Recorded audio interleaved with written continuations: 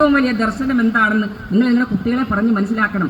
അഹിംസ, സത്യം, സത്യാഗ്രഹം. ഒരു സത്യാഗ്രഹി എങ്ങനെയായിരിക്കണം? ആധുനിക സത്യാഗ്രഹികൾ എങ്ങനെയാ? ആധുനിക ഉപവാസം നടത്തുന്നവരെങ്ങനെയാ? വയറ് നിറച്ച് തിന്ന് എല്ലാം അടിച്ചു കയറ്റിയാ പോയി സത്യാഗ്രഹത്തിനും ഉപവാസത്തിനും ഒക്കെ ഇരിക്കുന്നത്. മനസ്സിലായോ നിങ്ങൾ?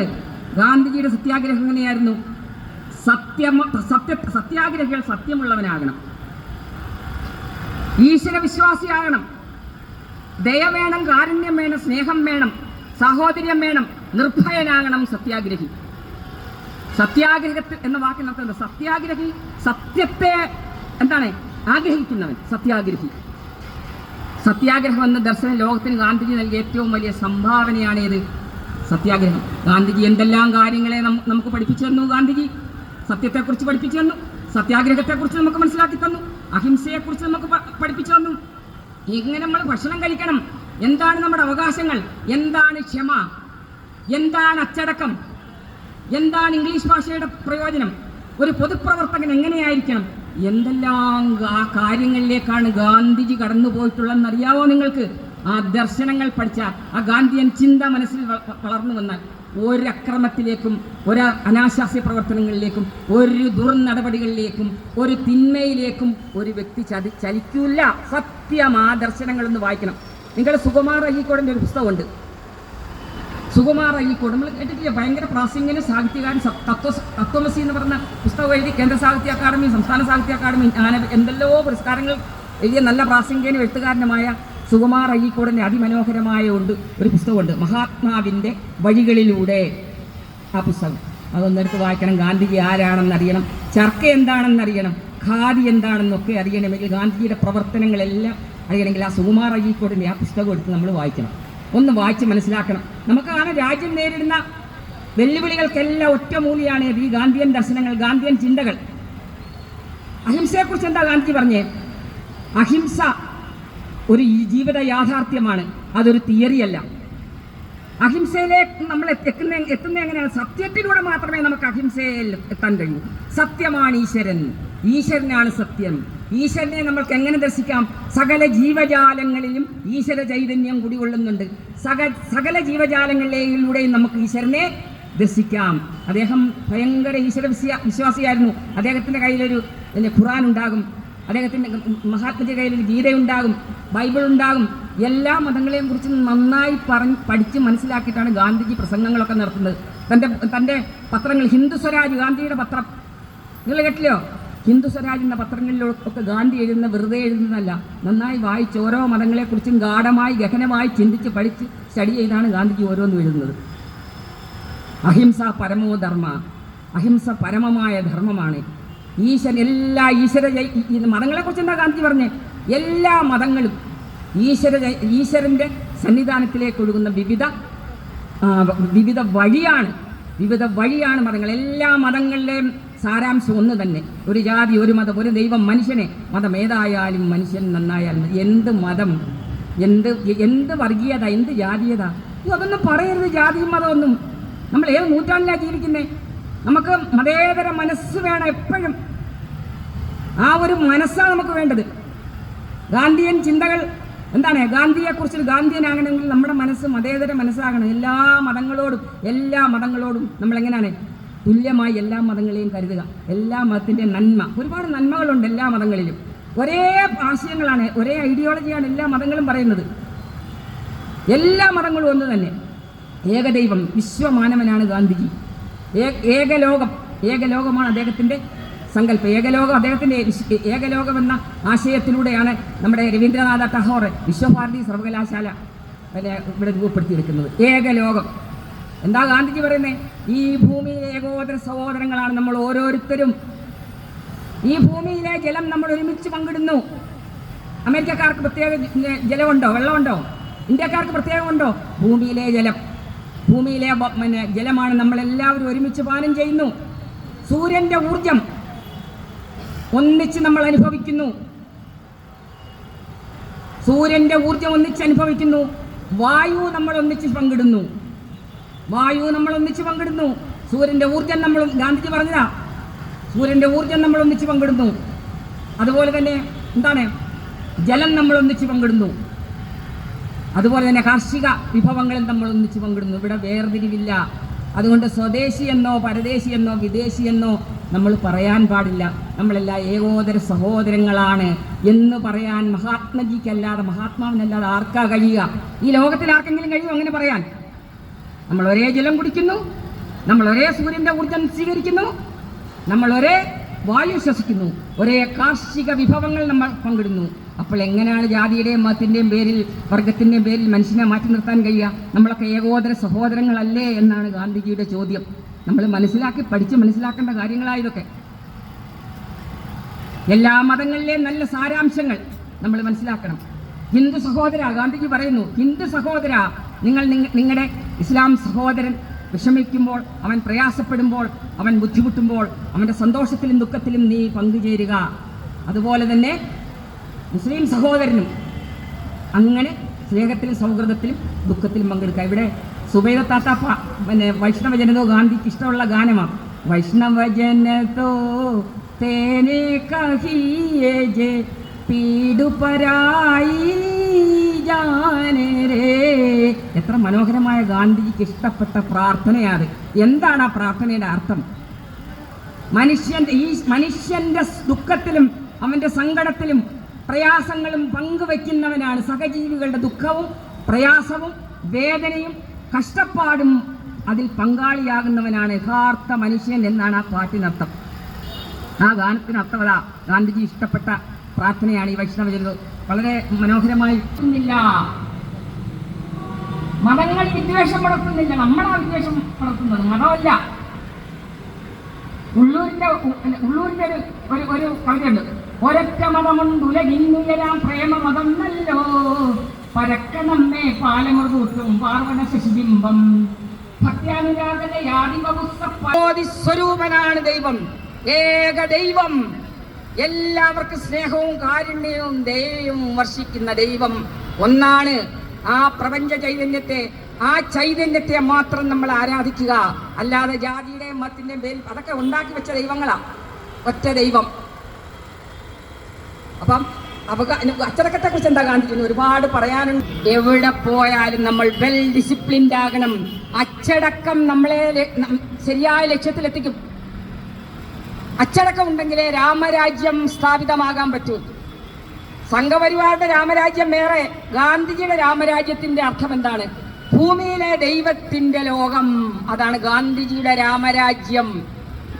ശ്രീരാമന്റെ രാജ്യമോ? ശ്രീരാമൻ സംഘപരിവാറിന് മാത്രമുള്ളതാ, വേറെ ആർക്കും ഹിന്ദുക്കൾക്കൊന്നും ഇല്ല, അവർക്ക് മാത്രമുള്ള.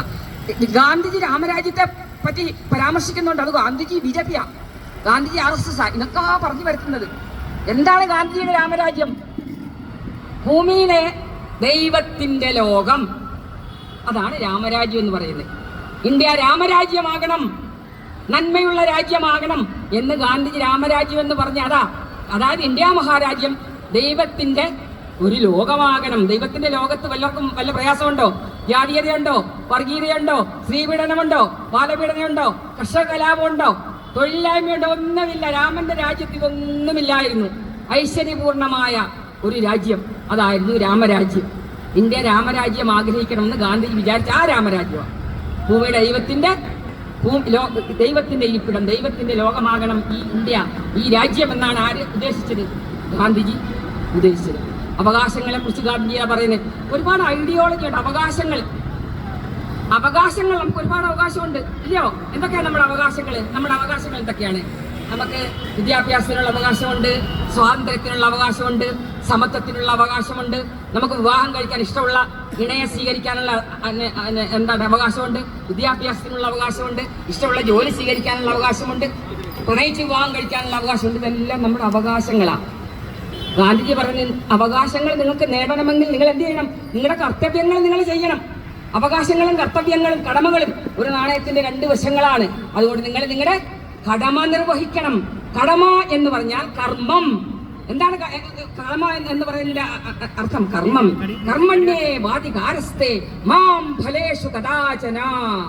എന്താണ് അതിന്റെ അർത്ഥം? നമ്മൾ കർമ്മം ചെയ്യുക. കർമ്മഫലം ആര് തരും? തമ്പുരാൻ തരും. അതാണ് ഗാന്ധിജി പറയുന്നത്. നിങ്ങൾ നിങ്ങളുടെ കർമ്മം ചെയ്യൂ. നിങ്ങൾക്ക് ഈസിയായിട്ട് നിങ്ങളുടെ അവകാശങ്ങൾ നേടാം. ഇല്ലേ? കർമ്മം ചെയ്യുക. കർമ്മഫലം ആര് തരും? പ്രതിഫലം ഇച്ഛിക്കാതാണ് കർമ്മം ചെയ്യേണ്ടത്. നമ്മൾ പ്രതിഫലം എന്ത് കർമ്മം ചെയ്താലും നമ്മൾ എന്ത് വിചാരിക്കരുത്, അതിന് ഇത്ര പ്രതിഫലം കിട്ടുമെന്ന് നമ്മൾ വിചാരിക്കരുത്. പ്രതിഫലം ഇച്ഛിക്കാതെ കർമ്മം ചെയ്യാനാണ് ഗാന്ധിജി നമ്മളെ ആഹ്വാനം ചെയ്തത്. പ്രാർത്ഥന മനസ്സിന്റെ മാലിന്യങ്ങളെ ഒഴുക്കിക്കളയും. തിന്മ മനസ്സിൽ നിന്നും തിന്മയില്ലാതാകും. നമുക്ക് നന്മയുടെ ഒരു സംരക്ഷണ കവചം ഒരുക്കും പ്രാർത്ഥന. പ്രയർ എപ്പോഴും 24 മണിക്കൂറും പ്രാർത്ഥിച്ചിരിക്കാൻ പറ്റുമോ? നമുക്ക് പ്രാർത്ഥിക്കുന്ന സമയം മനസ്സിനെ ഏകാഗ്രമാക്കിക്കൊണ്ട് നമ്മുടെ ഇഷ്ട ദൈവത്തെ പ്രാർത്ഥിക്കാം. നമ്മുടെ മാതൃഭാഷയിൽ പ്രാർത്ഥിക്കുക. ഏകാഗ്രതയോടെ പ്രാർത്ഥിക്കുക. പ്രാർത്ഥിക്കുന്ന 1 മിനിറ്റായാലും 2 മിനിറ്റായാലും മനസ്സിന് ഏകാഗ്രത കൊടുത്തുകൊണ്ട്, മനസ്സിനെ കോൺസെൻട്രേറ്റ് ചെയ്തുകൊണ്ട് ഈശ്വരനാമത്തിൽ നമ്മൾ ഏർപ്പെടുക. ഈശോ വാസ്യോപനിഷത്തിലെ ഒന്ന് പറയുന്നുണ്ട്. ഗാന്ധിജി തൻ്റെ ഇതിനകത്ത് എഴുതിയതാ, ഹിന്ദു സ്വരാജിൽ എഴുതിയതാ. ഈശോ വാസ്യോപനിഷത്തിൽ എന്താ പറയുന്നത്? നമ്മളെങ്ങനെയാണ് നമുക്കുള്ള സമസ്തവും, നമ്മുടെ സ്വത്തുക്കളെല്ലാം, നമ്മുടെ ആഭരണങ്ങളാകട്ടെ, സ്വത്തുക്കളാകട്ടെ, നമ്മുടെ മക്കളാകട്ടെ, നമ്മുടെ വസ്തുക്കളാകട്ടെ, നമ്മുടെ എല്ലാം ആരിൽ അർപ്പിക്കുക? ഈശ്വരനിൽ അർപ്പിക്കുക. ഈശ്വരനോട് ചോദിച്ചുകൊണ്ട് മാത്രം. അതേന്ന് ലേശം വേദം നമ്മുടെ സ്വത്താ ഈശ്വരനിൽ അർപ്പിച്ചുകൊണ്ട് ലേശം ദൈവത്തിൻ്റെ പെർമിഷനോട് കൂടി മാത്രം അത് ചെലവഴിക്കാം. ഗാന്ധിജി അങ്ങനെയാ പറയുന്നത്. ലളിത ജീവിതമാണ് ഗാന്ധിജി നമ്മളെ പഠിപ്പിച്ച ഓരോ പാഠങ്ങളും. ലളിത ജീവിതം നയിക്കാൻ. അപ്പം അങ്ങനെ പ്രാർത്ഥന നമ്മുടെ മനസ്സിൻ്റെ മാലിന്യങ്ങളെ ഒഴുക്കും, നമ്മുടെ തിന്മകളെ അകറ്റും. നമ്മുടെ മനസ്സിന്, ശരീരത്തിന് ഭക്ഷണം പോലെ മനസ്സിന് ഏറ്റവും വലിയ ചൈതന്യം നൽകുന്നു, ഏറ്റവും നല്ല ശക്തി നൽകുന്നു. ഏത്? പ്രാർത്ഥന മുടക്കരുത്. നമ്മുടെ നിങ്ങളുടെ ദൈവവേദ പഠിച്ചോനെ പഠിച്ചോനെ, കൃഷ്ണനാണേ കൃഷ്ണൻ, ജീസസ് ക്രൈസ്റ്റ് ആണേ യേശു ആണേ, അത് എല്ലാം എന്താണ് നമ്മുടെ പാട്ടാണ്. പിന്നെ ഗാന്ധിജി ഒന്നുകൂടെ പറയുന്നുണ്ട്, നമ്മൾ ഇങ്ങനെ പ്രാർത്ഥിച്ച് നമ്മുടെ ദിവസത്തിന്റെ തുടക്കത്തിൽ നമ്മൾ പ്രാർത്ഥിച്ച് വൈകിട്ടൊക്കെ നമ്മൾ പ്രാർത്ഥിക്കും. ആ പ്രാർത്ഥനയിലൂടെ നമ്മൾ ഉറക്കത്തിലേക്ക് വഴുതി വീഴുക എന്നാണ് പറഞ്ഞത്. പ്രാർത്ഥിച്ചുകൊണ്ട് ഉറങ്ങാൻ, മനസ്സിൽ താൻ പഠിച്ചോനെ കാത്തുകൊള്ളണേ, ഗുരുവായൂരപ്പ രക്ഷിക്കണേ, എൻ്റെ യേശുനാഥ, ശ്രീ യേശുനാഥ രക്ഷിച്ചുകൊള്ളണമേ എന്ന് പ്രാർത്ഥിച്ച് പതുക്കെ ഉറക്കത്തിലേക്ക് വഴുതി വീഴാനാണ് ആര് പറഞ്ഞത്? ഗാന്ധിജി പറഞ്ഞത്. ഗാന്ധിയൻ ദർശനങ്ങൾ നമ്മുടെ ലോകം നേരിടുന്ന സകല വിഷയങ്ങൾക്കും ഏറ്റവും വലിയ പരിഹാരം എന്ന് പറയുന്ന ഗാന്ധിയൻ ചിന്തയാണ്, ഗാന്ധിയൻ ദർശനങ്ങളാണ്. അത് നമ്മുടെ മനസ്സിൽ നമ്മൾ വളർത്തിയെടുക്കുക തന്നെ വേണം. ഗാന്ധിജി എന്താ വിദ്യാർത്ഥികളോട് പറഞ്ഞു? ഗാന്ധിജി വിദ്യാർത്ഥികളോട് പറഞ്ഞിരിക്കുക, നിങ്ങൾ ഈ രാജ്യത്തിന്റെ സൈനികരാണ്, നിങ്ങളിൽ എനിക്ക് വിശ്വാസമുണ്ട്, നിങ്ങളുടെ സ്വന്തം സഹചാരിയാണ് ഞാൻ. വിദ്യാഭ്യാസത്തിന്റെ പരമമായ ലക്ഷ്യം എന്താണ്? സ്വഭാവ രൂപീകരണമാണ്. സ്വഭാവ രൂപവത്കരണമില്ലാത്ത വിദ്യാഭ്യാസം കൊണ്ട് എന്ത് പ്രയോജനമെന്നാണ് ഗാന്ധിജി ചോദിക്കുന്നത്. അതുപോലെ തന്നെ നിങ്ങൾ നേടിയ വിദ്യാഭ്യാസം ദൈവത്തിൽ നിന്ന് നിങ്ങളെ അകറ്റുന്നെങ്കിൽ ആ വിദ്യാഭ്യാസം നിങ്ങൾക്ക് എന്ത്? നമ്മുടെ എഞ്ചിനീയർമാരും ഡോക്ടർമാരും CA-ക്കാരും ചാർട്ടേഡ് അക്കൗണ്ടന്റുമാരും BBA-ക്കാരും PG-യും കെമിസ്ട്രിയും മാത്തമാറ്റിക്സും B.Ed ഒക്കെ പഠിച്ചിട്ട് അതൊക്കെ ഈശ്വരനിൽ നിന്ന് നിങ്ങളെ അകറ്റുന്നതാണെങ്കിൽ ആ വിദ്യാഭ്യാസം കൊണ്ടൊരു യാതൊരു ഗുണവുമില്ല. ശുചിത്വം കുട്ടികൾക്ക് പഠിപ്പിച്ചു കൊടുക്കേണ്ട ആദ്യത്തെ പാഠം ഏതാ? ശുചിത്വം. ഓരോ വീടും ഓരോ വിദ്യാലയമാണ്. മാതാപിതാക്കളാണ് ആദ്യത്തെ ഗുരുക്കന്മാർ. നമ്മൾ കുട്ടികളെ വൃത്തിയും വെടുപ്പും, ചെറിയ ഒരു വയസ്സുള്ള കുഞ്ഞാണെങ്കിൽ കൂടി ആ കുഞ്ഞിനെ വൃത്തിയും വെടുപ്പും നമ്മൾ പഠിപ്പിച്ചു കൊടുക്കണം. നമ്മൾ ഇരിക്കുന്ന ഇടം, നമ്മുടെ ടേബിൾ, നമ്മുടെ കുട്ടികളുടെ പുസ്തകം, ബുക്ക്, നമ്മളുടെ ഡ്രസ്സ്, ഇതൊക്കെ അടുക്കി ഒതുക്കി വൃത്തിയായിട്ടും വെടുപ്പാക്കി വെക്കാൻ. അതുപോലെ ദേഹശുദ്ധി ഇല്ലയോ, വ്യക്തിശുദ്ധി ഇല്ലേ, ഗ്രഹശുദ്ധി, ഗ്രാമശുദ്ധി, അങ്ങനെ നാടും ശുചിയായിക്കോളും. ശുചിത്വം ഗാന്ധിജി പറഞ്ഞു കൊടുത്ത ബാലപാഠമാണ് ശുചിത്വം. അതുപോലെ തന്നെ നിങ്ങളെല്ലാം രാജ്യത്തിന്റെ സൈനികരാ. കുട്ടികളോട് പറഞ്ഞു കൊടുത്താ, നിങ്ങൾ ഈ രാജ്യത്തിന്റെ സംരക്ഷണ കവചമാകണം കുട്ടികളെ എന്നാണ് പറഞ്ഞത്. നിങ്ങളിൽ എനിക്ക് വിശ്വാസമുണ്ട്, നിങ്ങൾ ഭാവിയുടെ വാഗ്ദാനങ്ങളാണ്. ഇതൊക്കെ നമ്മുടെ കുട്ടികൾക്ക് വായിക്കാൻ കൊടുക്കണം. ഗാന്ധിയുടെ പുസ്തകം, ഗാന്ധിയുടെ ലളിതമായ പുസ്തകങ്ങൾ, ഗാന്ധി ദർശന്റെ ഒരുപാട് പുസ്തകങ്ങളുണ്ട്. ഓരോ സ്കൂളിലും ഗാന്ധി ദർശന്റെ ക്ലബ്ബുകളുണ്ട്. ആ ക്ലബിൽ ചേർന്ന് കഴിഞ്ഞാൽ ഇങ്ങനെയുള്ള ധാരാളം പുസ്തകങ്ങൾ വായിക്കാൻ അവസരം കിട്ടും. ഗാന്ധിയെക്കുറിച്ച് ധാരാളം ക്ലാസ്സുകളും ഒക്കെ പഠിക്കാനുള്ള അവസരങ്ങൾ കിട്ടും. അതാണ് മറ്റ് ശാസ്ത്ര ഗ്രൂപ്പുണ്ട്, സാമൂഹ്യ ശാസ്ത്ര ഗ്രൂപ്പുണ്ട്, പിന്നെ സ്പോർട്സിൻ്റെ ഉണ്ട്, കലാ ഗ്രൂപ്പുണ്ട്. അതിൻ്റെ കൂടെ ഉണ്ട് ഇത് ഗാന്ധി ഗ്രൂപ്പ്. വായനമൂല എന്ന് പറയുന്ന ഗാന്ധിയുടെ പുസ്തകങ്ങൾ എടുത്ത് നിരത്തി വെച്ചിട്ട് ദേവദാർ ഗവൺമെൻറ് ഹയർ സെക്കൻഡറി സ്കൂളിലെ ഗാന്ധി വായനാമൂല എന്ന് പറയുന്നൊരു ഇടമുണ്ടായിരുന്നു. അവിടെ നിറയെ ഗാന്ധിയുടെ പുസ്തകമാണ്. ഗാന്ധിയുടെ പുസ്തകം കുട്ടികൾ എടുത്തുകൊണ്ടുപോയി വായിക്കും.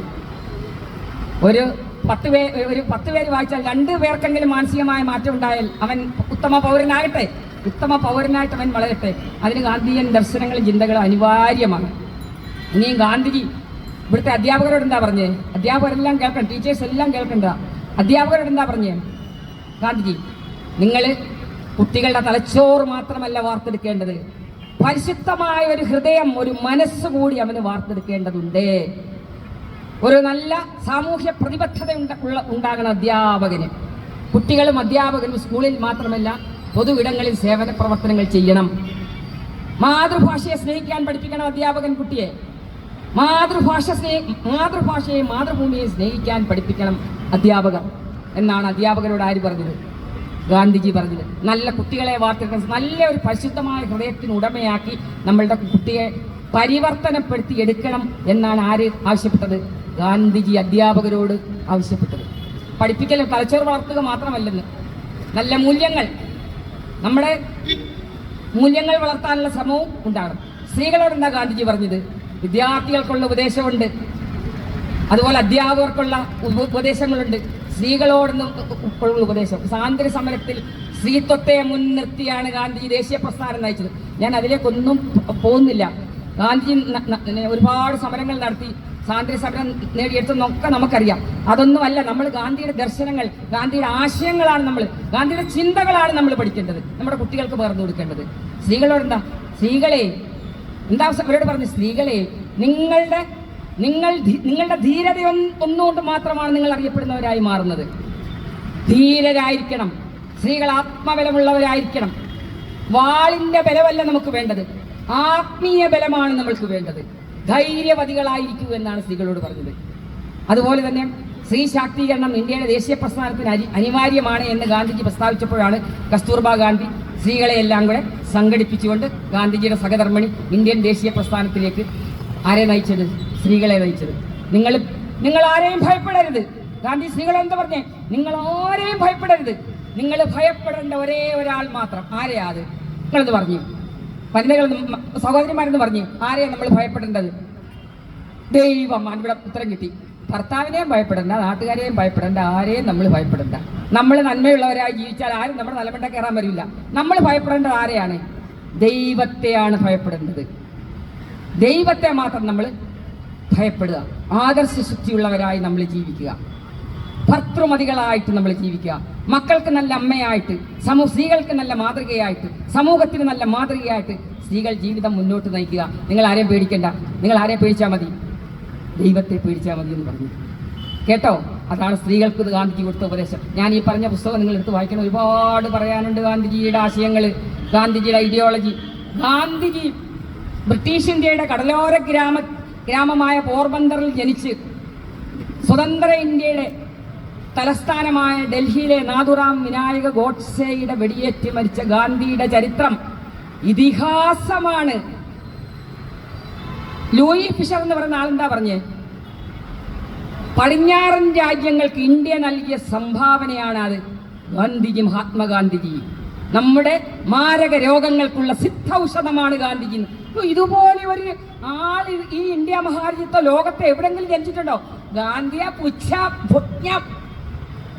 പുച്ഛിക്കുക. ഖാൻ അബ്ദുൽ ഗാഫർ ഖാൻ പറഞ്ഞ ആളെങ്കിലും കേട്ടിട്ടുണ്ടോ? ഇന്ത്യയുടെ അതിർത്തി ഗാന്ധിയാണ് ആര്? ഖാൻ അബ്ദുൽ ഗാഫർ ഖാൻ. അദ്ദേഹം എന്താ പറഞ്ഞേ? ഗാന്ധിജി ജീവിച്ചിരുന്നപ്പോൾ മഹാനായിരുന്നു, ഗാന്ധിജി മരിച്ചപ്പോഴും മഹാനാണ്, ഈ ലോകമുള്ള കാലത്തോളം ഗാന്ധിജി മഹാനായിരിക്കുന്നു. ഏത് വ്യക്തിയാണ് നമുക്ക് ലോകത്തിൽ ചൂണ്ടിക്കാണിക്കാനുള്ളത്? UNO നിങ്ങൾ കേട്ടിട്ടുണ്ടോ? ഐക്യരാഷ്ട്ര സംഘടന എന്ന് പറയുന്ന ഒരു സംഘടന. UNOയെ പോലുള്ള വലിയ അന്താരാഷ്ട്ര സംഘടന ഇന്നത്തെ ഒക്ടോബർ 2 ഗാന്ധി ജയന്തി ദിനം ലോക അഹിംസാ ദിനമായിട്ട് ആചരിക്കുക. ഗാന്ധിയുടെ ദർശനങ്ങൾ അവർ പഠിച്ച് മനസ്സിലാക്കി അത് പ്രചരിപ്പിക്കുന്നു. ഗാന്ധിജിയുടെ പേരിൽ 10,000-കണക്കിന് പുസ്തകങ്ങളാണ് മറ്റ് ഭാഷകളിൽ രചിക്കപ്പെട്ടത്. നിങ്ങൾ മാർട്ടിൻ ലൂതർ കിങ്ങിനെ കുറിച്ച് കേട്ടിട്ടുണ്ടോ? മാർട്ടിൻ ലൂതർ കിങ്ങിന് അമേരിക്കൻ ഗാന്ധിയാണ്. മാർട്ടിൻ ലൂതർ കിങ് ശാന്തി മന്ത്രമോദിടുന്ന ഗാന്ധിജി തന്നാടേ, ശാന്തി മന്ത്രമോദിടുന്ന ഗാന്ധിജീതൻ നാട്, ഹിംസയെ വെടിഞ്ഞ നാട്, ഇന്ത്യ എത്ര മോഹനം. ഹിംസയെ വെടിഞ്ഞ നാട്, ഇന്ത്യ എത്ര മോഹനം. ഒന്ന് ചേർന്നു പാട്ടുപാടാം സംഗമഗീതം സദാ. തുങ്കദേശവാസി നമ്മൾ ഒന്ന് ചേർന്നു പാടിടാം. ഗാന്ധിജിയുടെ നാടായിരുന്നു ഇന്ത്യ, ഇന്നത് ഗോഡ്സെയുടെ നാടായി മാറി. ശാന്തി മന്ത്രം മോതിരുന്ന ഗാന്ധിജിയുടെ നാട്, സത്യത്തിന്റെ നാടായിരുന്നു ഇന്ത്യ, സത്യാഗ്രഹത്തിന്റെ നാടായിരുന്നു ഇന്ത്യ, അഹിംസയുടെ നാടാണ് ഇന്ത്യ. അഹിംസ പരമോ ധർമ്മ എന്ന് പറഞ്ഞ ഇന്ത്യ മഹാരാജ്യം ഇന്ന് ഗോഡ്സെയുടെ രാജ്യമായി മാറി. ഗോഡ്സെയെ ദേശീയവാദിയാക്കുന്നു, ഗോഡ്സെയെ ഗാന്ധിഘാതകനെ ദേശീയവാദിയാക്കുന്നു, മതേതരവാദിയാക്കുന്നു, ജനാധിപത്യവാദിയാക്കുന്നു, അങ്ങേർക്ക് ക്ഷേത്രം പണിഞ്ഞ് ആരാധന നടത്തുന്നു. എന്തൊരു വിരോധാഭാസമാണിത്, നിങ്ങളൊന്ന് ആലോചിച്ച് നോക്കിയേ. ഞാൻ വിട്ടുപോയി. Martin Luther king, American Gandhi എന്താ പറഞ്ഞത്? ഇന്ത്യയിലേക്കുള്ള എൻ്റെ ഓരോ യാത്രയും ഒരു തീർത്ഥാടനമാണ്. എന്താണ്? ഒരു പിൽഗ്രിം, ഒരു തീർത്ഥാടനമാണെന്ന്. അപ്പൊ ഇന്ത്യ മഹാരാജ്യം എന്താണ്? ഒരു തീർത്ഥാടന സമമായിട്ടുള്ള ഒരു മഹാരാജ്യമായിരുന്നു. സത്യത്തിന്റെ നാടായിരുന്നു ഇന്ത്യ, അഹിംസയുടെ നാടായിരുന്നു ഇന്ത്യ, അക്രമരഹിത സഹന സമരമുറയുടെ നാടായിരുന്നു ഇന്ത്യ. ആ ഇന്ത്യ മഹാരാജ്യത്തിന്റെ ഇന്നത്തെ അവസ്ഥ ആലോചിച്ചാൽ നമ്മൾ ഹൃദയം പൊട്ടി തകർന്നു പോവും. ഇത് നമുക്ക് തിരിച്ചു പിടിക്കണം. ഇന്ത്യ മഹാരാജ്യത്തെ, ഗാന്ധിജിയുടെ ഇന്ത്യയെ നമുക്ക് തിരിച്ചു പിടിക്കണം. ഇവിടെ ജാതിയില്ല, മതമില്ല, വർഗമില്ല, എന്താണ്, ലിംഗവ്യത്യാസമില്ല, ദേശവ്യത്യാസമില്ല. ഏകോദര സഹോദരങ്ങളെ പോലെ നമ്മൾ ജീവിക്കണം. ഗാന്ധിജിയുടെ ഇന്ത്യയെ നമ്മൾ തിരിച്ചു പിടിക്കണം. അതിനുള്ള പ്രവർത്തനങ്ങൾ ഗാന്ധിയൻ ദർശനങ്ങളിൽ അടിയുറച്ച് വിശ്വസിക്കുക, ഗാന്ധിയൻ ദർശനങ്ങൾ പ്രചരിപ്പിക്കുക. ആ ദർശനങ്ങൾ കാലാധിപത്യമാണ്. ലക്ഷക്കണക്കിന് ജനങ്ങൾക്ക് ഇന്നും മാർഗദീപമായി, ഒരു വഴികാട്ടിയായി, ഒരു മാർഗദർശകമായിട്ട് ഗാന്ധിയൻ ചിന്തകൾ, ഗാന്ധിയൻ ആദർശങ്ങൾ മുന്നോട്ട് തുടർന്നു പോയിക്കൊണ്ടിരിക്കുന്നു. ഗാന്ധിയൻ ആശയങ്ങൾക്ക് മരണമില്ല. ഉണ്ടോ? അത് കാലാധിപത്യമാണ്, അത് അതുല്യമാണ്, അത് സർവവ്യാപിയാണ്. ഗാന്ധിയൻ ദർശനങ്ങൾ എല്ലാവരും പിന്തുടരുക. ഗാന്ധിയുടെ ഇന്ത്യയെ തിരിച്ചു പിടിക്കാനുള്ള പ്രവർത്തനങ്ങളിൽ നമ്മൾ ഓരോരുത്തരും പങ്കാളിയാകണം. ആ മനോഹരമായ ഇന്ത്യയ്ക്ക് ജനാധിപത്യം സംരക്ഷിക്കാനാവൂ, മതേതരത്വം സംരക്ഷിക്കാനാവൂ, റൂൾ ഓഫ് ലോ സംരക്ഷിക്കാനാവൂ, ഐക്യവും അഖണ്ഡതയും സംരക്ഷിക്കാനാവൂ. ആ മനോഹര ഇന്ത്യയെ തിരിച്ചു പിടിക്കാൻ നമ്മൾ ഓരോരുത്തരും നമ്മുടെ ചിന്തകൾ, നമ്മുടെ പ്രവൃത്തിയിൽ, നമ്മുടെ ചിന്തയിൽ ഓരോന്നിലും ഗാന്ധി ഉണ്ടാകണം. ഗാന്ധിയിലേക്ക് നമ്മൾ മടങ്ങുക. ബാക്ക് ടു ഗാന്ധി എന്ന് മാത്രം പറഞ്ഞുകൊണ്ട് ഞാൻ അവസാനിപ്പിക്കുന്നു.